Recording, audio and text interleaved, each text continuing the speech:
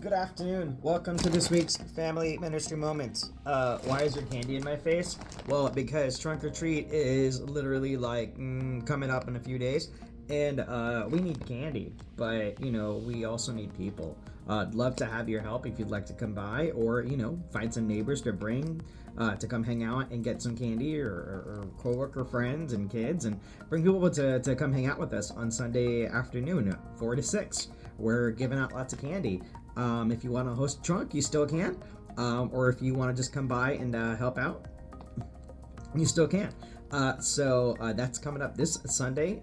I think the date is the 27th. Let me look at the calendar here. Yeah, it's the 27th.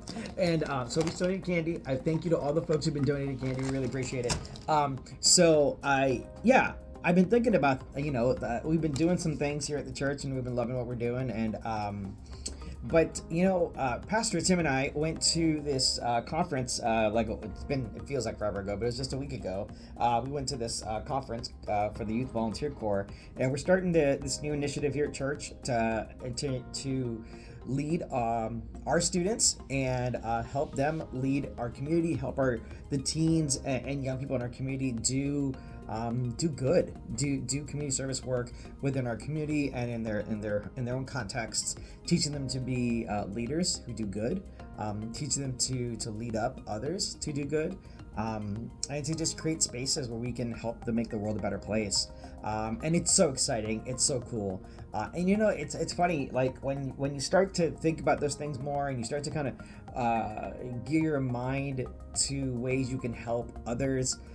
You just start noticing things like that happen quite on their own. And it's kind of like when you buy a specific car, or if you start driving a certain car, all of a sudden all you see is like a whole bunch of that same car on the road. Like I know that when we got our car just a year or two ago, we got a brand new, not brand new, but we got a car and our SUV, and we started driving it around. All of a sudden we see so many of them on the road. Like, yeah, I mean, probably when people were buying them, but like I never noticed them until like we started driving one of our own. And I feel like it's the same thing that can be said for like a lot of other things we kind of fix our minds on. Like, so if we fix our minds on things that are bad for our brains, that's what we're gonna fix on. And right now, in this like political divisive season in our lives, so many of us get stuck in like the hate and the crazy and the all that stuff that's going on in our social media feeds and stuff in the world. And it's hard to avoid. Even like when my daughter and I are driving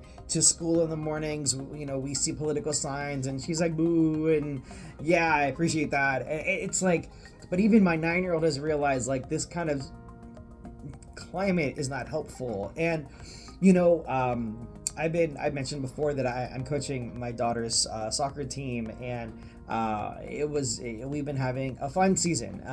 It hasn't all been wins. There's been a bunch of losses too. But this past week, we played a couple games that were just fantastic.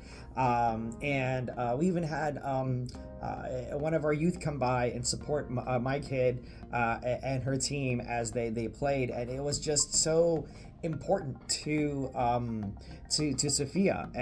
Like as Sophia's there, Anaya standing beside me, like cheering her on and hollering for the other girls and helping them out during halftime. And that was like, Sophia and I talked about it later, and she was so appreciative, and she was like so excited that like she came and checked us out.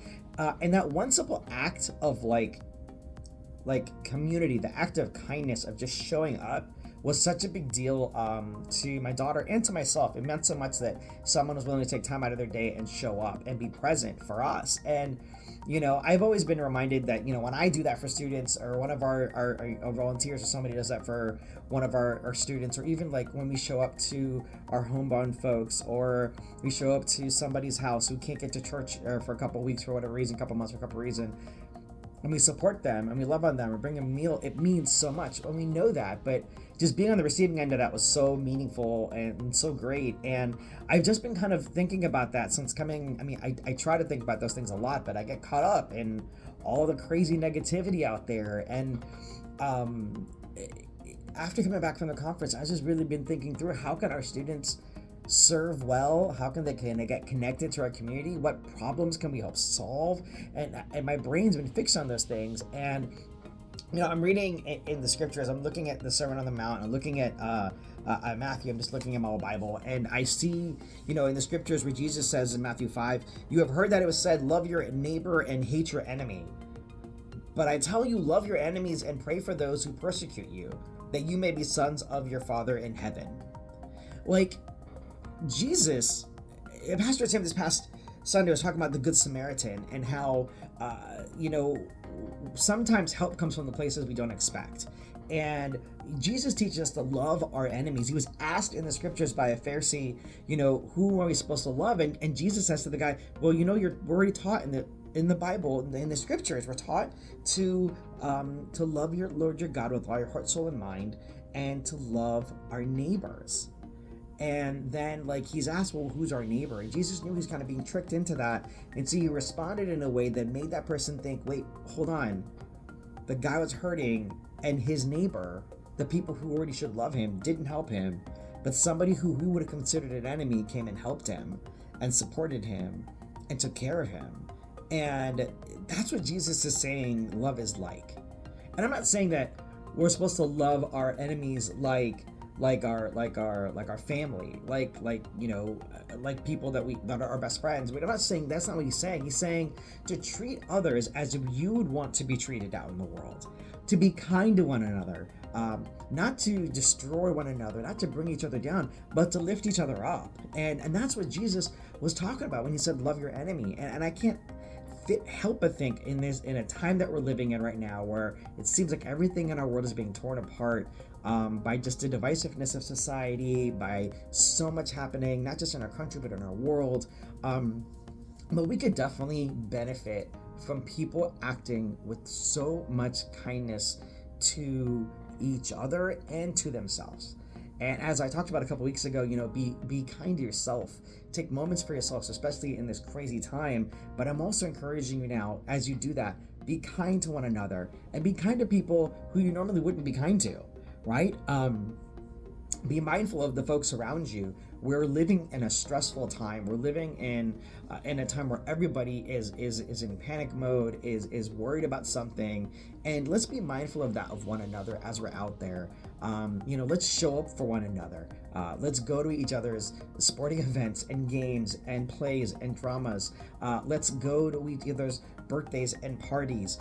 Let's show up for each other in church on Sunday. Let's be there for each other in our big events and our small events. That's what community does. That's what it does for each other. It supports one another, and it is present with one another. That's my encouragement to you. I felt encouraged this past week, and I want to share that encouragement with you to go out there and keep doing that, because it made me feel great. And I know that when I go out there, that I can help others improve their day just by being present with them. And so that's my encouragement to you. Go be present with others. Go love on someone you normally would not love on. Go find someone to whose day you can make brighter just by being your amazing, beautiful self, the way God created you to be.